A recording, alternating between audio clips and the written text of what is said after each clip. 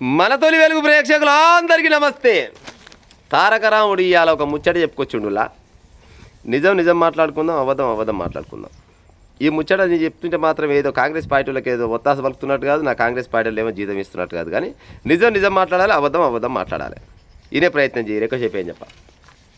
కాంగ్రెస్ ప్రభుత్వానికి నిరుద్యోగుల ఉసురు తలగడం ఖాయమంట. కాంగ్రెస్ ప్రభుత్వానికి నిరుద్యోగుల ఉసురు తలుగుతుందంట. ఎట్టేట సార్ చెప్పు. మెగా డిఎస్సి పేరిట దగ, నిరుద్యోగ భృతి అంటూ ద్రోహం, రేవంత్ రెడ్డిపై నిరుద్యోగుల ఆగ్రహం, బీఆర్ఎస్ వర్కింగ్ ప్రెసిడెంట్ కేటీఆర్ చెప్తుండు. ఇంకా కాంగ్రెస్ వాళ్ళు వచ్చిన కానించి చెప్తుంది. గ్రూప్ 1 నింపిండా నింపలేదా? గ్రూప్ 1 నింపిండు, గ్రూప్ 2 కూడా నింపిండు, గ్రూప్ 3 కూడా నింపిండు, గ్రూప్ 4 కూడా నింపిండు. ఎస్ఐలు అయినా కానిస్టేబుల్ అయినా వాళ్ళకు కూడా కొలువులు వచ్చినాయి. ఆల్రెడీ కొలువులు చేస్తూనే ఉన్నారు. అవునా కాదా ప్రజలారా? ఏదైనా మనం నిజం నిజం మాట్లాడుకోవాలి, అబద్ధం అబద్ధం మాట్లాడుకోవాలి. మొత్తం కాంగ్రెస్ పార్టీ మొత్తం ఏది పెరగానం కలిపి నోట్లో పెడుతుంది. సపరేట్గా ఏం కష్టం లేకుండా జనాలు బతుకులని నేను చెప్తలేను. కానీ ఇప్పుడు ఇది అన్నాడు కాబట్టి నిరుద్యోగులు అన్నాడు కదా, నిరుద్యోగుల ఉసురు తరగడం ఖాయమని అన్నాడు. ఇప్పుడు ఎంతో కొంత చేసుకుంటూ వస్తూనే ఉంది. ఇప్పుడు 2 ఏళ్ళు చిల్లర అయ్యింది. మరి మోతవారి పీకుడు మంత్రికి బియ్యం రెట్టి అన్నట్టు నువ్వు 10 ఏళ్ళు ఉండి ఏ వెలగబెట్టిపోయినావయ్యా? మరి నువ్వు ఎన్ని ఉద్యోగాలు ఇచ్చిపోయినావు చెప్పిగా.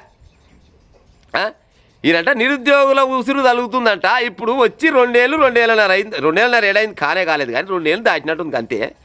గ్రూప్ 1 ఇచ్చే, 2 ఇచ్చే, 3 గ్రూప్ 3 ఇచ్చే, గ్రూప్ 4 ఆయే, కానిస్టేబుల్ అయినా ఎస్ఐలు అయినా ఇంతమందికి ఆల్రెడీ ఉద్యోగాలు కల్పించే. మరి వాళ్ళు కూడా ఎసురుబాటు చూసుకోవాలి కదా. ఉద్యోగాలు నింపడమే కాదు, వాళ్ళకి జీతాలు కూడా ఇవ్వాలి కదా. మరి బడ్జెట్ ఏముంది, ఏమొస్తుంది, ఏం పోతుంది అన్నీ చూసుకోవాలి కదా. నిరుద్యోగులకు ఉద్యోగాలు ఇవ్వద్దని నేనేం చెప్తలేను. మీకంటే ఎంతో కొంత బెటరే చేసింది కదా ప్రస్తుతానికైతే. ఇక రేపన్నాడు ఏం చేస్తాం మనకు తెలియదు. కానీ నిరుద్యోగుల గురించి మాట్లాడే అర్హత ఉన్నది వీళ్ళకు. నిరుద్యోగుల గురించి నువ్వు ఎన్ని ఉద్యోగాలు ఇచ్చినవే కేటీఆర్? నువ్వు ఎన్ని ఉద్యోగాలు ఇచ్చినావు? ఒక్కొక్క ఎగ్జామ్ పెడితే గ్రూప్ 1 ఎగ్జామ్ పెడితేవా? గ్రూప్ 1 ఎగ్జామ్ పెడితే ఇవాళ పోరగాల పేరు పరీక్ష రాసి వచ్చి రేపు పొద్దుగాల లేవ ముందుకే పరీక్ష పేపర్ లీక్ అయిందా కాలేదా? అట్లా ఒకే ఒక ఎగ్జామ్ని 3-4 సార్లు రాపించిన చరిత్ర ఈ ప్రపంచ చరిత్రలో నీ అయ్యకు నీకు మీ పార్టీకి తప్ప ఇంకోనికన్నా దక్కుతుందా? ఎవ్వరు కూడా మీ రికార్డు తోడాచలేరు. పక్క చెప్తున్నా, మీ రికార్డు తోడు భూమి మీద పుట్టడు. ఒకటే ఎగ్జామ్ని 3-4 సార్లు రాపియడం.